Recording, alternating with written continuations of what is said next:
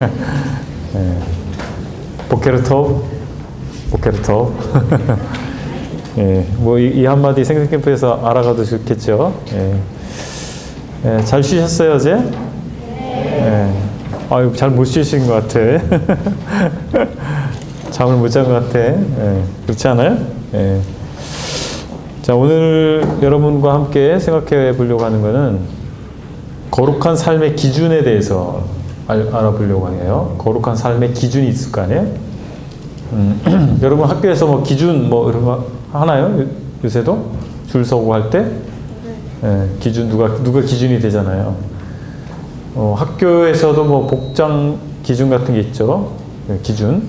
그래서 그 기준을 보고 맞추잖아요.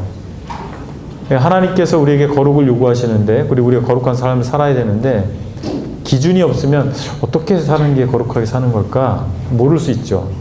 그래서 하나님께서 친절하시게도 기준을 잘 보여주셨어요. 그게 뭐냐면 10계명이에요. 10계명. 뭐 캠프에 가도 캠프 10계명 뭐 이런 게 있잖아요. 그죠? 예. 기준이죠. 그걸 잘 지키면 좋겠다 이렇게 주신 것이 10계명입니다. 근데 10계명에 대해서 여러분 10계명을 외울 수 있는 사람 있어요? 이번 캠프가 끝나면 10계명을 다 외울 수 있도록 아마 선생님들이 안내하실 겁니다. 자, 10계명에 대해서 예수님은 뭐라고 말씀하셨는지 한번 말씀을 좀 찾아보면 좋겠습니다. 마태복음 22장 36절부터 40절인데 이렇게 보시죠. 마태복음 22장입니다. 36절부터 40절. 남학생이 36절, 여학생이 37절 이렇게 교독할게요. 마태복음 22장 자 36절 남학생들 찾으셨나요? 예. 36절 남학생, 37절 여학생에서 40절까지 교대로 읽겠습니다. 남학생 먼저 시작. 다시.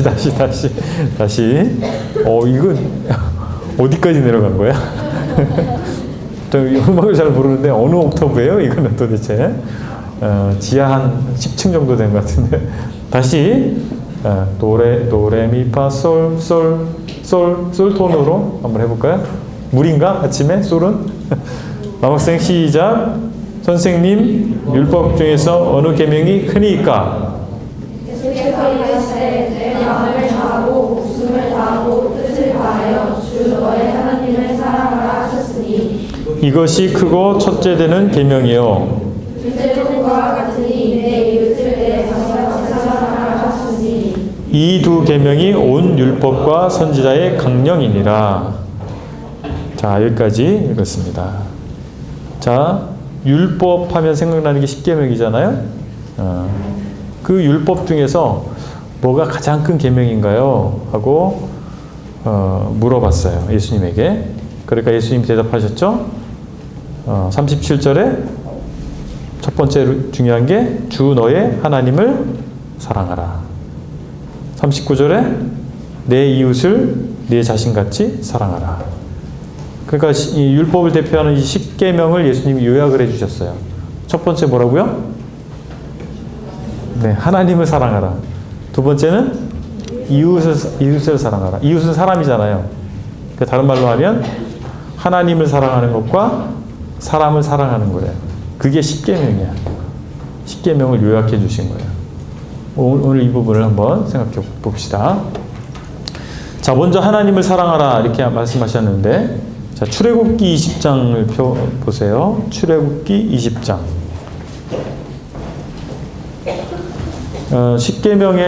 10계명이니까 계명이 10가지잖아요. 출애굽기 20장 3절부터인데 계명이 10가지 중에서 4가지는 1번부터 4번까지 1계명부터 4계명까지는 하나님을 사랑하라 라고 하는 거예요. 그리고 5계명부터 10계명까지는 사람을 사랑하라 라고 하는 내용입니다. 자, 그렇게 이해하세요. 10계명 중에서 1계명부터 4계명까지는 하나님을 사랑해라. 그러니까 하나님을 어떻게 사랑해야 되는지를 4개의 계명이 보여주는 겁니다. 그 다음에 5계명부터 10계명까지는 사람을 사랑해라. 사람을 사랑하는 건 어떻게 하는 건지 그걸 보여주는 거예요. 자, 봅시다. 3절에 보면 제가 읽겠습니다. 너는 나 외에는 다른 신들을 내게 두지 말라. 자, 눈으로 따라 찾으셨나요? 3절에 뭐라고 말씀하셨어요? 너는 나 외에는 다른 신들을 내게 두지 말라. 이게 첫 번째 계명입니다. 자, 이 첫 번째 계명이 금하고 있는 게 어떤 것이냐라고 하는 거예요. 하나님 외에 다른 신들을 두지 말라. 이것이 의미하는 바 금지하는 것. 첫 번째 계명이 금지하는 것. 무신론이라고 들어봤어요? 무신론. 무신론이 뭐예요? 우리 학생, 무신론이 뭐지? 무신론. 옆에 도와줘요. 무신론이 뭐야? 무를 신는 이론인가? 없을 무자, 신자. 네. 신이 없다라고 하는 주장이에요. 그게 무신론이에요. 무신론은 신이 없다고 하는 건데 다른 신을 섬기는 게 아닌데 왜 이게 첫 번째 계명에 해당할까요? 하나님이 없다라고 하는 사람은 하나님 외에 뭔가를 믿고 있는 거예요. 이상하죠? 우리는 뭔가를 믿어야 돼. 그러니까 하나님이 없고 다른 것이 하나님과 같다라고 생각하게 된다는 얘기예요. 무신론은 그런 생각을 갖고 있는 거예요. 무신론 신이 없다 그러니까 뭐 아무것도 안 믿는 것처럼 보이지만 뭔가를 믿고 있는 겁니다. 자, 무신론이 두 가지가 있어요. 첫 번째, 이론적 무신론이에요. 자, 이론적 무신론이 뭐냐면 이론적으로 따져봐서 하나님이 없어. 혹시 그런 친구들 우리 남학생들 만난 적 있죠? 학교에서 하나하나 따져가면서 이게 봐, 하나님 없잖아. 혹시 그런 도전을 받아본 적 있어요? 여기 학생, 여기 안경 낀 지금 나름 눈이 마주친 그런 친구들로부터 그런 얘기 들어본 적 없어? 뭐야? 하나하나 따지면서 이거 생각해봐, 하나님 없잖아. 그렇게 진화가 사실이잖아. 그렇게 말하는 친구 없었어요? 학교에서? 없었어? 야, 훌륭하네. 예. 자, 그렇게 하나하나 따지면서 신이 없다, 하나님 없다라고 주장하는 게 이론적 무신론이에요. 그런데 실천적 무신론이 있습니다. 그건 뭐냐면 하나님이 계신 것을 이론적으로는 인정해. 그래, 하나님 계시지. 그런데 실제 삶에서는 부인하는 거예요. 그러니까 교회를 다니는 사람들은 대부분 하나님을 인정하죠. 이론적으로. 이론적으로 다 그런 건 아니지. 자, 교회를 다니면서 그래, 하나님 살아있지. 하나님 세상을 창조했지. 근데 실제 삶에서는 하나님 없는 것처럼 사는 거예요. 그게 실천적 무신론이에요. 자, 이게 다 1계명이 금하는 거예요. 또 한번 생각해 볼까요? 공산주의는 하나님 인정해요, 인정하지 않아요? 예? 유물론이죠, 유물론. 모든 것은 다 물질이야. 뭐 영적인 것은 존재하지 않아. 그게 공산주의 유물론이에요. 공산주의 생각하면 대표적인 기독교를 박해하는 사상이죠. 그죠? 예. 그러면 자본주의는 하나님 인정하나요? 자본주의. 지금 우리는 자본주의 세계 살죠. 공산주의가 아니라 자본주의 세계 살죠. 공산주의의 대립하면 자본주의 생각하죠. 자본주의는 하나님 인정하나요? 맘모니즘이라고 해요. 맘모니즘. 고대 사회에 맘몬 종교가 있었어요. 맘몬을 섬겨요. 그 맘몬 신이 뭐냐면 우리를 부자 되게 한다고. 부자 되게 하는 신이야. 지금 자본주의는 뭡니까? 서로 부자 되려고 하지. 그죠? 그래서 그 맘몬을 섬기는 거예요. 부자가 되는 걸 섬기는 거예요. 여러분들은 안 그렇겠지만 믿지 않는 친구들은 공부 열심히 하는 친구들 있죠. 왜 공부 열심히 하든가? 좋은 학교 가려고. 왜 좋은 학교 갈까? 좋은 직장 구하려고. 왜 좋은 직장 구해요? 돈 잘 벌고 떵떵거리고 살고 싶어서. 외제차 끌고 좋은 집에 살고 해외여행도 다니고 그러고 싶어서. 그거예요. 지금 부모님들 그리고 이 어른들이 열심히 일하고 살아가잖아요. 왜 그렇게 열심히 일하고 살아가겠어요? 돈 벌고 잘 살기 위해서. 잘 먹고 잘 살기 위해서. 그게 곧 맘몬입니다. 그게 신이에요. 또 하나는 뭐가 있어요? 다른 종교 믿는 거. 그건 당연히 우리 이해하기 쉽죠? 다른 종교 믿는 거. 여기 첫 번째 계명을 어기는 겁니다. 또 하나는 뭐예요? 나를 믿는 거예요. 나의 능력을 믿는 겁니다. 내 지혜를 믿는 거예요. 이런 사람들이 있죠. 이게 바로 하나님 믿지 않는 거. 첫 번째 계명, 나 외에 다른 신을 내게 두지 말라는 것을 위배하는 것입니다. 그런데 낙심과 절망하는 거 있잖아요. 여러분 낙심하고 절망한 적 있어요? 열심히 공부했는데 시험 봤는데 공부 안 했을 때보다 더 점수가 안 나왔어. 낙심과 절망. 뭐 여러분들이 절망할 게 뭐 그 정도가 일반적이라고 생각했는데 더 큰 절망을 하는 친구들이 있을지 모르겠지만 낙심과 절망하는 이유는 뭐예요? 나 자신을 믿다가 실패하는 사람들이에요. 그러니까 낙심하고 절망하는 것도 첫 번째 계명과 벗어난 거예요. 왜 사람이 낙심하고 절망하겠어요? 나를 믿었어요. 그러니까 낙심하고 절망하는 겁니다. 그러면 왜 1계명을 주셨는가라고 하는 거예요. 하나님께서 왜 나 외에 다른 신을 내게 두지 말라 말씀하셨는가 이겁니다. 여러분들 사람은 누구의 형상으로 지어졌어요? 하나님 형상으로 지어졌어요. 그래서 사람은 하나님과 교제할 때 만족이 있어요.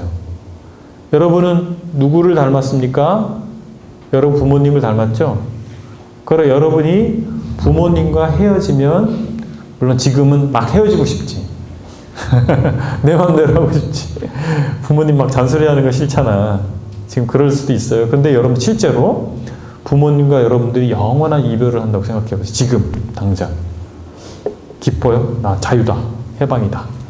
뭐 그런 생각이 들어요? 아니면 우리 엄마 보고 싶은데 우리 아빠 보고 싶은데 그러겠어요. 후자죠? 네. 우리는 엄마 아빠를 닮아서 엄마 아빠와 함께 하는 것이 기쁨인 거예요. 저는 제가 어렸을 때 고등학교 2학년 때 저희 어머니가 돌아가셨어요. 그래서 엄마라고 하는 그 명사를 딱 들으면 마음이 울컥해요. 지금도. 제가 나이가 몇 살일 것 같아요? 네. 50이 넘었어요. 50세가 넘었는데 지금도 엄마 하면 가슴이 먹먹해져요. 우리 엄마를 보고 싶은 거야. 제가 엄마라고 하니까 이상하지? 엄마를 보고 싶어요. 저는 지금도. 그 부모님과 우리는 나이와 상관없는 거예요. 항상 보고 싶은 거야. 그러니까 헤어진다라고 하는 건 그런 거예요. 그래서 우리가 하나님을 닮아서 하나님은 우리에게 어떤 분이에요? 부모님과 같은 분인 거예요. 그래서 그분과 멀어지면 우리는 마음이 어려운 거예요. 공허한 거예요. 외롭고 공허한, 마음 둘 곳이 없는 거예요. 그래서 우리가 하나님과 함께 할 때, 하나님을 내 마음에 둘 때 우리가 행복한 거예요. 그래서 나 외에 다른 신을 내게 두지 말라고 하나님 말씀하시는 겁니다. 이해하시겠어요? 하나님 우리를 사랑하셔서 주신 계명입니다. 두 번째, 자 4절 5절 보면 너를 위하여 새긴 우상을 만들지 말고 또 위로 하늘에 있는 것이나 아래로 땅에 있는 것이나 땅 아래 물속에 있는 것에 어떤 형상도 만들지 말며 그것들에게 절하지 말며 그것들을 섬기지 말라. 요약하면 너를 위하여 새긴 우상을 만들지 말라는 거예요. 우상. 여기 편하게 말씀 듣고 있는 친구, 우상이 뭐죠? 우상이 뭐야? 영어로 우상이 뭐예요? 영어로 하면 더 모르겠네. 우리말로도 모르요. 아이돌 아세요? 아이돌? 네, 아이돌이라는 노래도 있던데 BTS가 부르는 아이돌 뭐 이렇게 뭐 하는 제가 노래 들은 것 같아요. 그 아이돌이 우상이에요. 아이돌 아시겠어요? 우상을 만들지 말라고 하셨죠? 어떤 형상을 만들지 말라는 거예요. 형상을 만들고 그것을 섬기거나 그렇게 하지 말라는 거예요. 자, 이것은 우리의 욕망에 관한 부분이에요. 욕망을 형성화시키지 말라는 겁니다. 자, 보세요. 이스라엘 백성이 이집트에서 탈출했죠. 그것을 출애굽이라고 하죠. 엑소더스, 탈출이라고 한단 말이에요. 그때 엄청난 사건이 벌어졌잖아. 홍해를 어떻게 건너갔어요? 이게 맨 앞에 있는 친구. 홍해를 어떻게 건너갔죠? 이집트에서 탈출할 때 홍해를 어떻게 건넜어? 교회 처음 나왔어요? 미안. 교회를 엄청나게 다니는 친구 같았어. 그래서 물어봤는데 처음 나온 친구가 이렇게 눈이 초롱초롱하게, 야, 훌륭합니다. 그러면 이거 바로 뒤에 친구. 교회 처음 나온 거 아니죠? 교회 처음 나온 거 아니지? 교회를 처음 나왔어요? 아니지. 출애굽 사건 알죠? 홍해를 어떻게 건넜지? 갈랐어. 그냥 물을 척척 쳐가지고 갈랐나요? 바다가 갈라졌지, 그죠? 예. 하나님께서 그런 기적을 베푸신 거예요. 와, 그럼 대단하다. 여러분 그거 경험했으면 어떻겠어요? 와, 정말 뭐 일생일대 놀라운 체험이잖아. 그죠? 대박 사건 이러죠, 여러분 말로 대박 사건이야. 그랬는데 그러고 나서 얼마 안 지나서 시내산이라고 하는 곳에 있었는데 이스라엘 백성이 모세 지도자가 시내산 꼭대기에 올라갔어요. 하나님 계명 받으려고. 근데 안 내려오는 거예요, 모세가. 근데 이 사람들이 뭘 했어요? 그 밑에서 금송아지를 만들었어. 금송아지를 만들어 놓고, 아, 이 신이 우리를 애굽에서 건져낸 우리의 신이다. 여호와 하나님이다. 그런 거예요. 이해가 안 되잖아. 왜 금송아지를 만들었을까? 바보 아니야? 왜 근데 금송아지를 만들었을까? 잘 생각해 보세요. 그때 그 사람들의 수준인 거야. 송아지는 소 있잖아요. 소가 힘이 세요, 약해요? 세요. 10명이 소하고 덤벼도 소 못 이깁니다. 엄청나게 힘이 세죠. 그러니까 소는 힘의 상징이 힘. 그러니까 자기들을 애굽에서 건져낸 그 하나님은 힘이 센 분이라고 생각한 거야.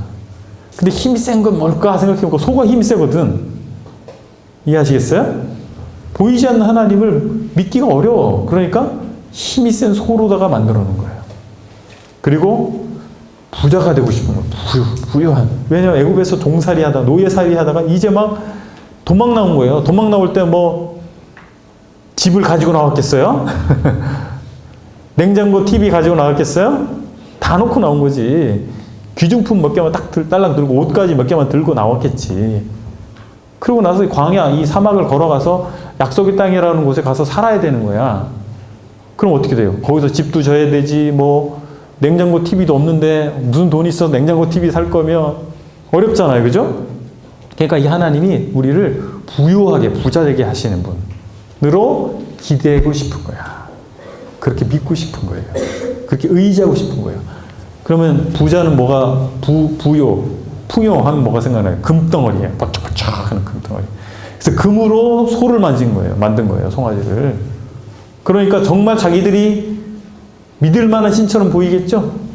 그래서 금송아지 만든 겁니다. 인간의 모든 욕망, 강해지고 싶은 욕망, 부자 되고 싶은 욕망, 그것을 만들어 놓은 것이 금송아지예요. 그걸 만들지 말라는 거예요. 하나님은 그런 분이 아니라고 하는 것이죠. 우리의 욕망을 채우는 분이 아니라고 하는 겁니다.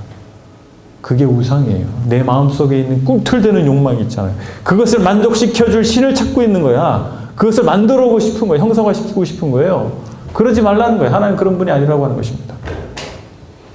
하나님은 모든 것을 초월해 계신 분이에요. 어떤 형상으로 하나님을 표현할 수 없다는 거예요. 그래서 어떤 형상도 하나님을 왜곡시키게 돼 있다는 거예요.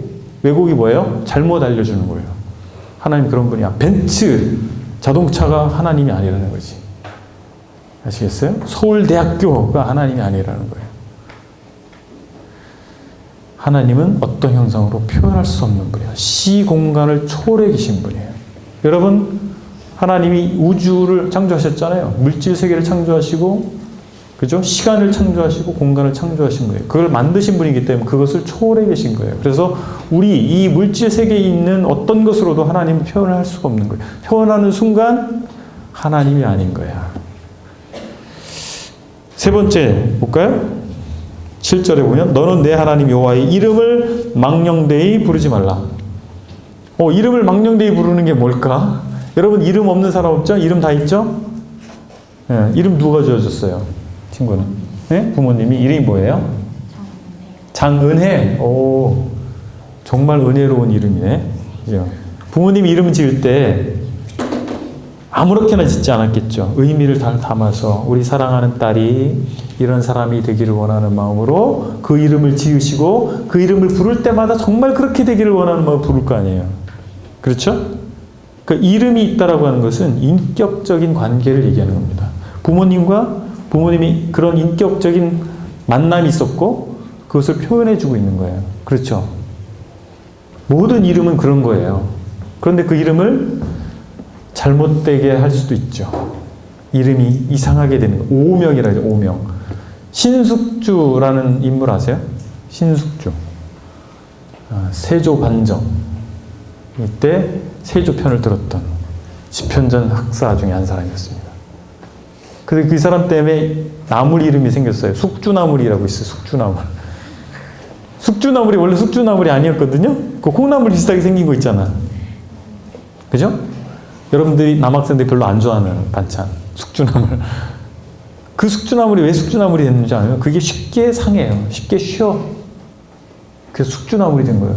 신숙주가 세종대왕의 이 신하였는데, 그래서 세종대왕이 문종이 단종, 이렇게 우리 단종을 잘 부탁한다. 문종이 돌아가시면서 그랬는데 단종을 버리고 세조편에 붙었거든. 그러니까 잘 변하는 사람의 대명사가 된 거예요. 신숙주가. 숙주나물이 됐다니까. 예? 그러니까 그 이름이 부모님이 어떻게 지어준 거예요? 정말 잘 되라고 지어준 이름이 악의 대명사가 된 거예요. 변절자의 대명사가 됐죠. 자, 하나님의 이름을 망령되이 일컫는 것은 뭐냐면, 하나님은 어떤 분이에요? 거룩한 분이죠. 신실한 분이죠. 그죠? 그런데 그 하나님의 이름을 왜곡시켜버리는 거예요. 하나님의 이름을 부끄러워하는 거예요. 여러분, 난 하나님 믿는다고 하는데 밥 먹을 때 기도하면 친구들이 막 반찬 뺏어가고 장난치고 그러니까 야, 기도 안 해야 되겠다. 기도하면 왠지 따당할 것 같아. 따. 예? 하나님을 부끄러워하는 거예요. 하나님 이름 부끄러워하는 거, 또는 하나님을 원망하는 거. 하나님, 나는 왜 이렇게 가난하게 만들었어요? 나는 이렇게 능력 없게 만들었어요? 나는 이렇게 키도 작게 만들었어요? 하나님 원망하는 거죠. 그리고 하나님의 이름으로 뭔가 내가 맹세를 했다. 그리고 지키지 않는 거예요. 하나님, 이번에 시험에 합격하게 해주시면 제가 어떻게 하겠습니다. 그래 놓고 안 하는 거야. 화장실 들어갈 때 나올 때 마음이 다르죠. 그렇게 하나님께 한 약속 또는 맹세를 지키지 않는 거, 하나님의 이름을 망령되이 일컫는 겁니다. 그리고 하나님의 이름을 자기 이익을 위해서 사용하는 거예요. 그게 특별히 뭔지 아세요? 자기가 잘 되고 싶어. 그래서 하나님, 잘 되고 싶어서 뭘 한단 말이에요. 근데 하나님이 그걸 원하신다 자꾸 얘기하는 거예요. 사실은 내가 잘 되고 싶은데, 내가 그것을 원하는데 하나님이 그걸 원하신다라고 자꾸 얘기하는 거예요. 사실은 하나님 원하시는 게 아닌데 그게 하나님의 이름을 망령되이 일컫는 겁니다. 그리고 자기의 실수를 하나님의 섭리로 얘기하는 거예요. 내가 잘못했어. 그래서 하나님께서 이 길을 가도록 하셨는데 내가 부주의하거나 게으르거나 이렇게 해서 그렇게 가지 못했어. 근데 하나님 인도하셨어요. 자기가 시험을 앞두고 공부를 열심히 해야 되잖아요. 공부 안 했어. 떨어졌어. 하나님이 떨어뜨리셨어요. 자기가 공부 안 해가지고 떨어져 놓고서, 예? 그러니까 하나님 이름을 망령되이 일컫는 겁니다. 핑계를 하나님에게 대는 거예요. 어른들도 그런 거 많이 하더라고. 여러분만 그런 게 아니고. 그러니까 하나님이 인도하셨다는 말을 정말 조심해야 되는 겁니다. 하나님 인도하셔서 집을 사게 하셨다는 거예요. 하나님 인도하셔서 직장을 갖게 하셨다는 거예요. 이 직장 하나님 주셨다는 거예요. 그러고서 한 달 만에 사표를 내버렸어. 하나님 인도하신 거 맞아요? 인도하셨으면 사표 내면 안 되는 거지. 하나님 그렇게 변덕하시는 거예요. 사표 내고서 다른 직장을 들어갔어. 하나님이 이 직장을 새로 주셨습니다. 하나님이 그렇게 변덕이 죽을 듯 하는 분인가요? 네, 아니잖아요. 네 번째 8절입니다. 읽어볼까요? 안식일을 기억하여 거룩하게 지키라. 안식일을 지키라는 거죠. 여러분 안식일 지키고 있어요? 왜 계명이 있는데 안식일을 안 지키지? 자, 안식일이 어디로부터 기원이 되냐면, 자, 모세로 말미암아 십계명을 주기 전에 안식일은 제정이 됐습니다. 언제요? 하나님이 천지를 창조하실 때 제7일 날 쉬셨다라고 그러잖아요. 제7일 날. 7번째 날. 6일 동안 창조하시고 7번째 날 쉬셨다 그러잖아요. 하나님도 피곤하셨나 보네? 하나님 피곤하실까요? 졸지도 주무시지도 않으시는 분이에요. 완전한 분입니다. 그래서 졸지도 주무시지도 않으세요. 그런데 왜 쉬셨을까요? 그것은 완전했다라고 하는 거예요. 하나님께서 모든 것들을 완성하셨다는 거예요. 그래서 더 이상 할 게 없다는 거죠. 이해하시겠어요? 피곤해서 쉬는 게 아니라 완벽하게 모든 것을 끝냈기 때문에 더 이상 아무것도 할 게 없는 상태. 그걸 표현한 거예요. 그래서 하나님이 완성하셨으니까 너희도 쉬어라는 거예요. 너희가 할 것이 없다. 너희도 쉬어라. 그게 안식일의 기원입니다. 그러니까 안식일은 이스라엘 백성에게 주신 십계명에 포함된 게 아니라 모든 인류에게 하나님 주신 거예요. 안식일을. 그러니까 어느 날만큼은 쉴 필요가 있는 겁니다. 우리 이 고대 사회에서는요, 쉬는 날이 있었어요? 없었어요. 명절날만 쉬었어요. 명절날만. 우리 한민족에도 뭐 설날, 추석날, 동짓날 이런 명절이 있잖아요. 그때만 쉰 거예요. 다른 날 매일 일했어요. 일요일마다 쉬는 건 어디로부터 비롯된 거예요? 로마 제국에서 시작된 거예요. 로마 제국이 기독교가 국교가 되면서 일요일 날 쉬는 게 시작된 겁니다. 그 이전에는요, 그런 쉬는 날이 없었어요. 근데 우리 현대인들이 어떻게 삽니까? 월화수목금금금. 월화수목금금금. 안 쉬는 거야. 왜 안 쉴까요? 지금 보세요. 로마 제국 시대 또는 조선 시대보다 우리가 얼마나 잘 살아요. 굉장히 잘 살죠? 근데 안 쉬어. 뭔가 해야. 왜 그러죠? 우리 욕망이 끝이 없는 거예요. 쉼을 주지 못하는 거예요. 여러분, 하나님 안에 있으면 쉼이 있는 거예요. 하나님께서 안식일날은 만나를 주지 않으셨어요. 만나를. 근데 안식일 전날에는 만나가 훨씬 많이 내린 거예요. 2배가 내렸다고, 만나가. 그걸 취할 수 있었던 거예요. 그걸 이스라엘 백성이 몇 년 동안 경험했냐면 40년을 경험합니다. 40년 동안 만나를 내리고 안식일날 먹을 수 있는 거예요. 아무 노동도 하지 않아도 먹을 수 있는 걸 경험한 거예요. 그래서 하나님께서 쉬라고 하신 날 아무것도 하지 않아도 먹고 살 수 있는 거구나를 경험케 하신 거예요. 그러니까 여러분, 하나님을 위해서 무언가를 멈춤이 필요한 겁니다. 멈추는 게 필요해요. 여러분들이 이제 공부를 하고 직장을 잡고 그렇게 될 거예요. 근데 세상은 뭘 얘기하는 줄 아세요? 세상의 성공 논리는 끊임없이 일해라. 끊임없이 도전해라. 쉬지 마라. 이걸 얘기해요. 근데 하나님은 쉬어라 이거예요. 쉬어라. 우리 그걸 믿고 그렇게 안식을 누리셔야 됩니다. 현대인은 쉼이 없어요. 자유가 없는 거예요. 진리를 알진 진리가 너희를 자유케 하리라. 그건 우리에게 쉼이 있다는 거예요. 쉴 수 있는 겁니다. 그래도 우리는 살 수 있어요. 먹고 살 수 있는 거예요. 여러분, 적절히 쉼이 필요합니다. 맨날 노는 사람에게는 쉼이 의미가 없어. 늘상 놀고 있었기 때문에. 근데 열심히 살아야 돼요. 그런데 쉼이 필요한 겁니다. 그래서 구별해서 정말 하나님과 교제하고 성도들과 교제하는 그 날이 필요한 거죠. 자, 이제 사람을 사랑하라는 계명을 넘어갈까요? 사람을 사랑하라. 자, 12절에 보니까 뭐라고 말씀하고 있냐면 내 부모를 공경하라. 부모가 없는 사람 없어요? 부모님이 일찍 돌아가신 경우는 있죠. 그러나 부모 없이 이 세상에 태어난 사람 아무도 없어요. 그 부모를 공경하라고 말씀하셨는데, 공경한다는 말은 이런 말이에요. 무겁게 생각한다는 뜻이에요. 무겁게. 가볍게 생각하지 않는 거예요. 예, 그게 공경한다는 건데, 그 부모님을 무겁게 생각하라. 예, 가볍게 생각하지 말라는 거예요. 모든 권위의 시작점은 부모-자녀 관계입니다. 모든 권위의 시작이. 이 세상은요, 탈권위 시대죠. 여러분들이 사는 시대는 탈권위, 권위를 부정하는 시대예요. 근데 성경은 권위를 주장하는 책입니다. 권위를 인정하는 책이에요. 그래서 하나님과 피조물의 권위가 있죠. 하나님의 권위가 있는 거예요. 그 권위를 인정하지 않으면 불신자인 거예요. 하나님의 권위를 인정하는 사람이 신자, 믿는 사람이에요. 그런데 하나님께서 모든 권위 시작점이 뭐라고 말씀하신 거냐면 부모 자식 간의 권위 관계예요. 부모님의 권위예요. 여러분이 부모님의 권위를 인정하지 않으면서 하나님의 권위를 인정할 수가 없는 거예요. 그리고 부모님 말고도 세상에 하나님께서 여러분에게 주신 권위가 있어요. 여러분의 권위가 있어요. 누가 있을까요? 부모님 말고 여러분에게 권위가 자가 되시는 분? 선생님, 교회 학교 선생님, 학교 선생님, 그리고 교회의 리더들, 목회하시는 분들, 권위가 되겠죠. 여러분들의 권위. 네. 이 권위를 인정해야 되는 것입니다. 그래서 하나님께서 여러분 민주주의를 오해하시는 경향이 있어요. 민주주의는 권위를 부정하는 게 아니에요.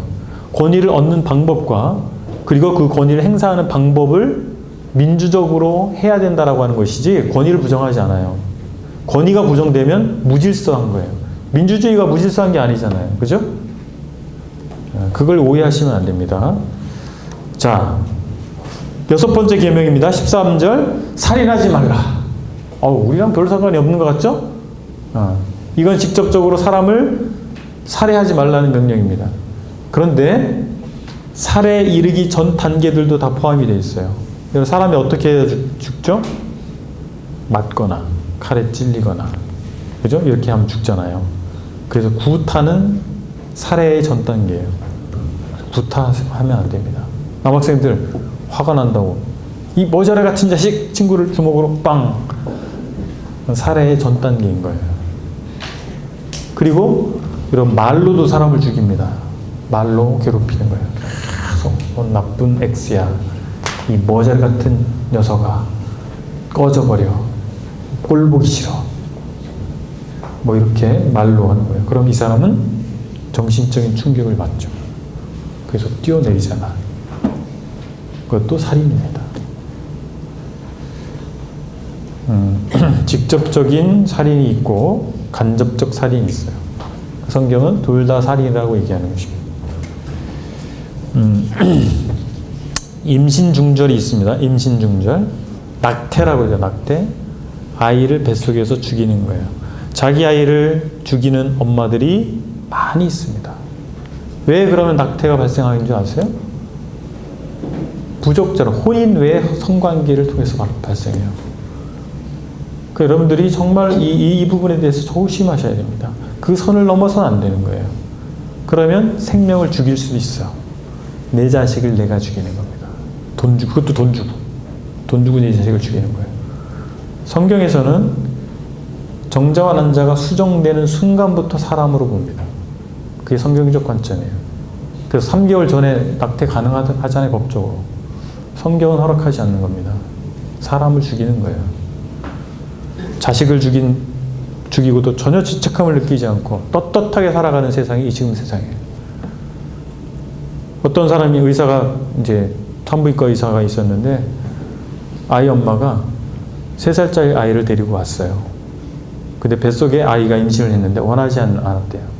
이 아이만 잘 키우고 싶대요. 3살짜리 아이만 잘 키우고 싶대요. 선생님, 이 아이를 지워주세요. 그러니까 의사 선생님이 말을 했어요. 어머니, 이 아이를 지우는 것은 수술도 해야 되고 비용도 많이 듭니다. 근데 지금 데리고 손잡고 온 이 아이를 죽이는 게 훨씬 간편합니다. 3살짜리 아이를. 그렇게 얘기한 거예요. 그러니까 의사가 말한 말을 잘 생각해 보세요. 뱃속에 있는 아이는 보이지 않잖아요. 자기 뱃속에 안 보이잖아.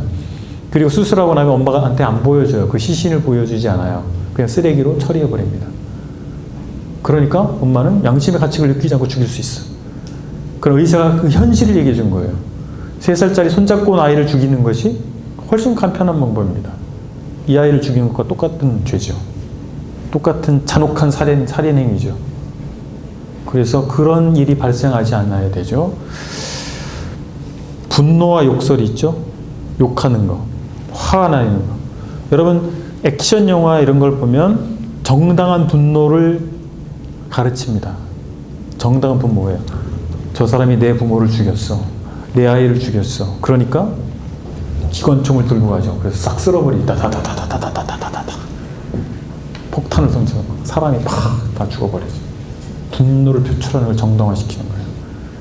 가인이 아벨을 왜 죽였어요? 분노가 있었던 겁니다. 그 분노가 표출된 거예요. 아벨을 죽였어. 자기 형제를 죽인 거예요. 인류 최초의 살인 사건입니다. 분노하면 뭘 하죠? 욕을 하게 되죠. 여러분 학교에서 욕 많이 하죠, 남학생들. 네, 안 하죠. 여기 학생들은 뭐 착한 친구들만 와가지고 욕 한마디 안 할 거야. 욕을 한단 말이에요. 욕을 왜 하죠? 화가 나서. 화가 안 나도 욕하는 것은 뭐 일상 용어인 사람이 있겠지만 여러분들 마태복음 5장에서 라가라고 부르는 자는 살인자나 마찬가지다 그랬어요. 라가라는 말은 머리가 비었다 이 말이에요. 우리말로 하면 야, 이 머리 빈 놈아, 이 바보야, 이 멍청아, 이 말이에요. 그것은 살인하는 것과 같은 거예요. 그 욕 속에는 그 사람을 멸시하고 그 사람을 저주하는 내용이 포함이 되어 있는 겁니다. 욕은.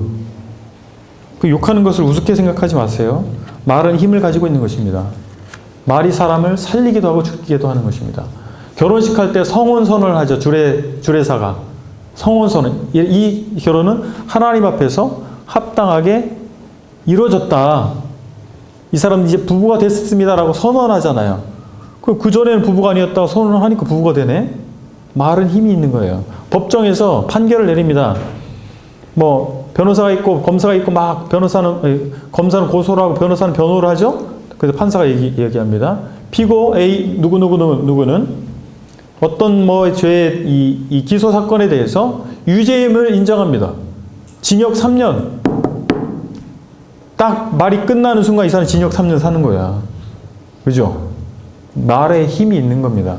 그래서 누구에게 말을 하는 것, 저주의 말을 하거나 이걸 조심하셔야 되는 거예요. 그가 정말 그런 지경에 처할 수가 있는 겁니다. 하나님은 말씀으로 이 세상을 창조하신 거예요. 우리가 하는 말은 없어 사라지는 게 아닙니다. 실제화가 될 수 있는 거예요. 말로 사람을 죽일 수도 있다.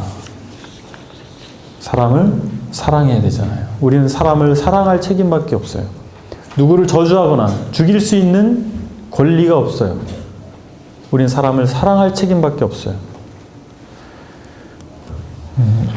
사람의 생명을 소중히 여겨야 되겠죠. 자, 7번째 계명입니다. 14절. 간음하지 말라. 간통도 이제 형사처벌을 받지 않는 나라가 됐어요. 최후까지 지켰던 나라 중에 하나였는데, 여러분, 결혼관계, 성이라고 하는 것은 하나님이 우리 인간에게 주신 정말 좋은 선물 중에 하나예요. 성. S-E-X. 그죠? 섹스라고 하는 거. 그러니까 성이라고 하는 거죠. 그것은 하나님께서 우리에게 주신 선물인 거예요. 그 여러분 시킬 때 어떻게 돼요? 그 성적인 욕구가 막 나오잖아. 여러분, 그게 막 싫지. 부끄럽잖아요. 근데 그건 하나님이 주신 선물인 거예요. 자연스러운 거예요. 남학생들, 이쁜 여학생 보면 어때요? 눈이 자꾸 가요. 눈이 가요, 눈이 가. 그지? 여학생들 멋진 훈남 남학생을 보면 가슴이 쿵닥쿵닥쿵닥 하지. 그게 나쁜 게 아닌 거예요. 그게 잘못된 게 아니에요. 매우 정상적인 거예요. 하나님이 그렇게 하도록 하셨어. 남자는 여자에게 관심을, 여자는 남자의 관심을 갖게 하고 막 끌리고, 표현할 수 없지만 왠지 그 자리에 있으면 기분이 좋아. 동성끼리 있는 것보다. 그죠? 그래서 생생템포 오는 친구들도 있을걸? 그건 자연스러운 것입니다. 그런데 그것이 하나님이 그것을 어디서 사용하도록 주셨냐면 결혼이라고 하는, 혼인이라고 하는 울타리 안에서 그것을 향유하도록 하신 거예요.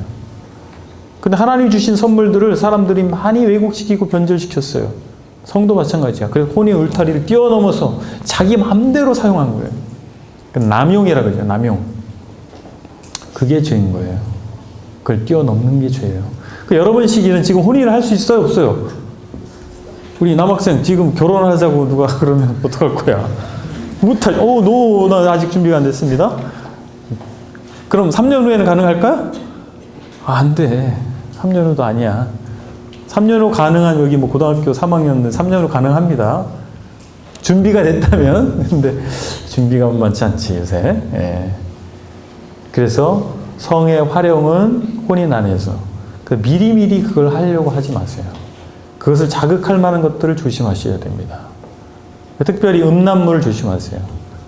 그런 책들, 영상물, 이런 것들을 조심하세요. 그걸 계속 자극시키는 거예요. 특히 여러분들은 그 호르몬이 막 엄청나게, 호르몬 수치가 엄청날 때야. 남성 호르몬, 여성 호르몬이 막 나올 때야. 특히 남학생들. 주체할 수가 없어. 제가 여러분들의 시기를 다 겪었기 때문에 잘 알죠. 그래요? 우리 남자 선생님들 다 이해하시죠? 예. 그걸 주체할 수가 없는 거야. 이거 어쩌지? 응? 본물처럼 터져 나오는 이 욕구를 어떡하지? 그래서 정말 기도하시고 다른 것으로 그런 것들을 접촉을 자꾸 줄이시고 오히려 그걸 극복할 수 있는 대안을 자꾸 찾으셔야 돼요. 그래서 남자 선생님들하고 상담하셔요. 예. 지금 여기서 다 얘기할 수 없어요. 간음하지 말라. 이혼하는 거, 하나님께서 이혼은 음행을 연고로 한 이혼밖에 허락하지 않았어요. 그 다른 어떤 것도 불법적 이혼입니다. 8번째 계명 15절에 보니까 도둑질하지 말라. 여러분 도둑질한 적이 있는 사람, 제가요 고백을 하면 제가 초등학교 4학년 때인가 그래요. 3학년인가 4학년 때였어요. 김재박 선수가 선전한 크라운 밀크 카라멜이 있었습니다. 김재박 모르죠? MBC 총령의 간판 스타 4번 타자였습니다. 이분이 선전하는 크라운 밀크 카라멜이 있었어요. 그게 얼마나 맛있었는지 몰랐어. 근데 구멍가게, 요즘에는 구멍가게 없잖아요. 구멍가게에 돈은 없고 그게 먹고 싶은 거예요. 그래서 그곳을 배회합니다. 작전을 짜는 거예요. 어느 타이밍이 좋을까? 그 아저씨가 정신없는 틈을 타서 다른 학생들이 막 여럿이 갔을 때 들어가는 겁니다. 물건을 고르는 척 하다가 살짝 아저씨 딴 눈 파는 사이에 살짝 주머니 집어넣는 거예요. 찾는 물건이 없네? 그래서 일부러 말을 하죠. 네. 더 이상하게. 그러고 나와서 크라운 밀크 카레를 정말 맛있게 먹었어요. 근데 문제는 그 다음부터 그 아저씨 얼굴을 못 보겠는 거야. 이것만 도둑질이 아닙니다. 다른 사람의 생각을 훔치는 것도 도둑질이고 다른 사람의 실력을 훔치는 것도 도둑질이에요. 다른 사람의 실력을 훔치는 게 뭐죠? 컨닝이라고 하죠. 컨닝. 예. 교활한 짓. 딱 보죠. 이 문제만 맞히면 100점인데 이 문제만 맞히면 차라리 20점, 30점 받는 애들은 컨닝을 할 생각도 안 해요. 나는 원래 20점이었으니까. 근데 이 한 문제만 맞히면 100점인데 이 사람들이 옆에를 보죠. 옆에 100점짜리 애가 있거든. 야, 이 문제만 맞히면 100점이다. 딱 눈이 가죠. 쓰는 거야. 눈에 들어왔다 이거지. 이게 도둑질입니다. 다른 사람의 생각을 훔치는 거. 그 조심하셔야 되죠. 그래서 뭐 불법 다운로드 그런 거 우리가 아무 생각 없이 하는데 도둑질이라는 거죠. 9번째 16절입니다. 내 이웃에 대하여 거짓 증거하지 말라. 거짓말하지 말라는 거예요. 말에 힘이 있다 그랬죠. 말에 힘이 있다. 아까 살인하지 말라고 하는 거하고 이제 연결이 되는데 말에 힘이 있어요. 그래서 법정에서 내가 증인의 자리에 있는 사람이 위증을 하면 이건 엄청난 일이에요. 억울한 사람이 생기는 거예요. 그죠? 위증하면 안 되잖아요. 그리고 맹세에 대해서도 말해요. 내가 이렇게 하겠습니다. 하나님 앞에 맹세를 했어요. 아니면 친구하고 약속을 했어요. 부모님과 약속을 했어요. 안 지키면 거짓말이 되는 겁니다. 그죠? 거짓말이 막 어떤 트릭을 부리는 그런 측면만을 생각하는데 내가 약속을 한 걸 지키지 않는 거 거짓말이는 거예요. 그리고 서로 다른 진실, 입장에 따라 달라지는 거예요. 그래서 둘이 막 갈등이 있어. 그래서 이 친구 얘기를 들어보면 그래 저 친구가 잘못한 것 같아. 이 친구 얘기를 들어보면 반대편에 있는 친구 얘기 들어보면 저 친구가 잘못했네? 그러니까 자기 주장만 하는 것도 참된 진실이 아니죠. 자기 입장에서 하는 말이에요. 그래서 여러분들 거짓말이라고 하는 거, 난 거짓말 하지 않았어? 내가 볼 때 그게 옳다라고 얘기한 거야. 거짓말이라고 생각하지 않고 얘기하죠. 그러나 그것이 진실이 아닐 때 거짓말입니다. 그래서 항상 상대방의 입장에서도 생각해 봐야 돼요. 그렇게 말을 해야 되는 거예요. 그래서 내 입장에 이게 옳아 그냥 막 상대방 말 듣지 않고 주장하는 것도 거짓말인 거예요. 왜? 진실이 아니니까 거짓말이지. 진실이 아닌 말이 거짓말이잖아요. 그래서 나만 옳다라고 주장하지 마세요. 다른 사람이 어떻게 생각하는지, 왜 그렇게 말하는지를 생각해 봐야죠. 위선도 거짓말입니다. 거대한 악에 내가 동참하면서도 나는 선하다고 생각하는 거, 주장하는 거. 자, 10번째 계명입니다. 마지막 계명 17절. 내 이웃의 집을 탐내지 말라. 이것이 사실 모든 죄악의 출발점입니다. 그게 뭐예요? 욕심, 탐욕 이거예요. 선악과를 왜 따먹었어요? 탐욕 때문에. 하나님같이 되고자, 하나님처럼 지혜롭고자 그 탐욕이 선악과를 따먹게 한 겁니다. 모든 욕망이 출발점이고 이것이 가장 컨트롤하기 어려운 문제입니다. 우리 속에 계속해서 욕망이 올라오거든요. 근데 필요가 있고 탐욕이 있잖아요. 필요에 대한 추구가 있죠. 음식을 뭐 먹고 싶죠. 그게 잘못된 건가요? 예쁜 꽃을 향기를 맡고 싶죠. 잘못된 건가요? 아니에요.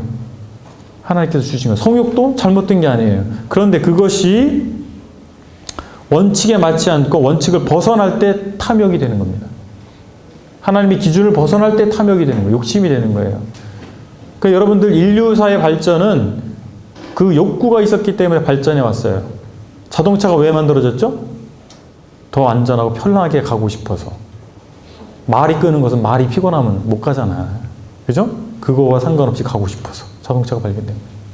그런 욕구는 인류를 발전시킨 게 맞아요. 그런데 그것이 도를 넘어설 때 욕망이 되는 겁니다.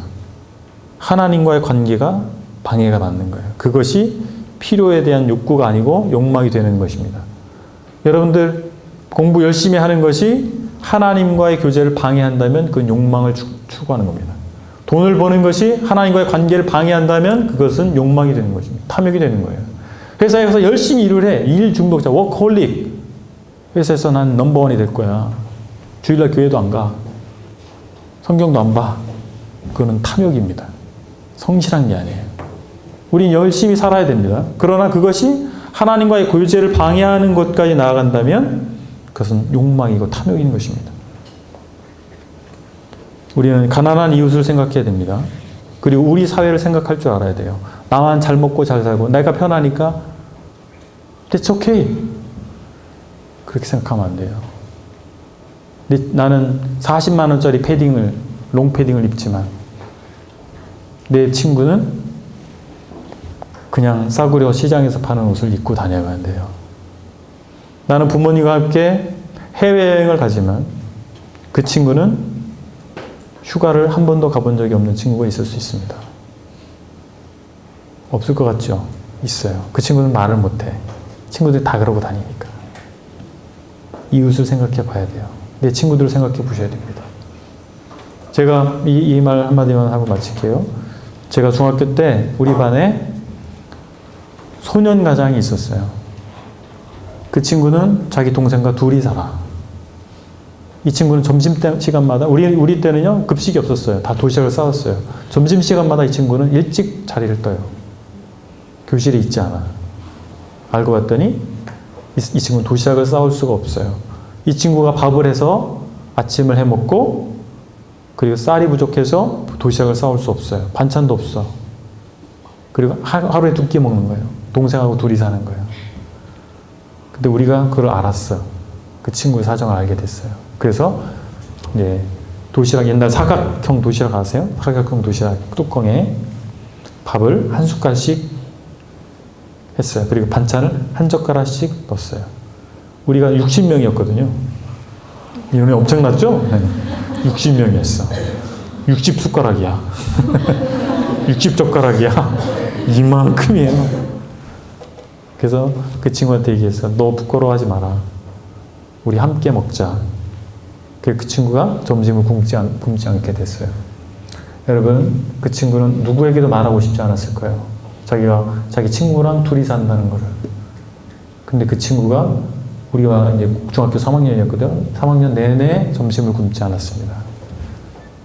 여러분, 우리가 모르는 중에 누군가는 가난하게, 우리가 자유롭게 누리고 평범하게 누리는 모든 것들에 대해서 그들은 누릴 수 없는 사람들이 있다라고 하는 거예요. 하나님은 그것을 생각하라는 겁니다. 내 이웃의 집을 탐하지 말라. 우리의 욕망을 추구하는 삶을 살지 말고 주변을 돌아보고 사람을 사랑하라는 것입니다. 우리에게 하나님께서 주신 계명은 우리를 위한 겁니다. 우리가 하나님과 함께 있을 때, 하나님이 우리의 주인된 삶을 살 때 우리는 행복한 것이고, 우리가 이웃을 서로 사랑할 때, 서로가 서로를 사랑할 때 우리는 행복하고 안전한 사회를 이루고 살 수가 있는 겁니다. 10가지 계명을 잘 생각해 보시고 그룹 교제 시간에도 좋은 교제 나누기 바랍니다. 기도하겠습니다. 아버지 하나님,